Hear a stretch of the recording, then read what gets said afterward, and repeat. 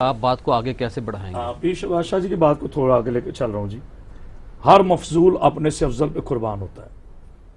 ایک جملہ ہدیہ کر رہا ہوں.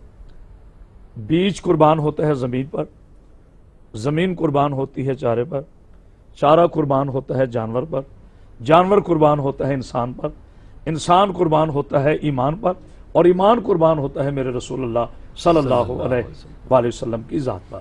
یعنی یہ ایک خوبصورت سنگم ہے. جہاں تک درختوں کا تعلق ہے، یہ پاکستان ہماری خوبصورت زمین اللہ تعالیٰ اس سے محفوظ رکھے. اللہ تعالیٰ ہر دشمن کے شر سے اس سے محفوظ رکھے. یہ جو آکسیجن ہے، میں تھوڑا سا اس میں تھوڑا سا عرض کروں گا. میڈیکل رپورٹس کے بارے میں بھی جو جدید آئی ہے ریسرچ، وہ یہ آئی ہے کہ جو استھما کا مرض ہے یہ ماحول کی آلودگی سے ہو رہا ہے. کیوں ہو رہا ہے؟ درختوں کی کمی کی وجہ سے. وہ جو آکسیجن ہے وہ انسان کو مکمل طور پر نہیں مل رہی. یعنی ان شارٹ ورڈز کہ درخت کاٹنا انسان کی صحت کے لیے مضر ہے، معاشرے کے لیے مضر ہے. اور جناب امیر المومنین علی بن ابی طالب علیہ السلام کا ایک ارشاد پاک ہے نہج البلاغہ میں. آپ فرماتے ہیں کہ جس نے ایک درخت کاٹا اس نے احسان کو کاٹا. اللہ. سرکار سے پوچھا گیا مولا احسان سے کاٹنے سے کیا مراد ہے؟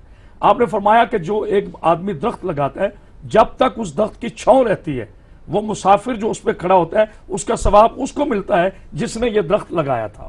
تو احسان کشی ہے درخت کاٹنا، صحت کشی ہے یہ درخت کاٹنا، ایمان کشی ہے یہ درخت کاٹنا.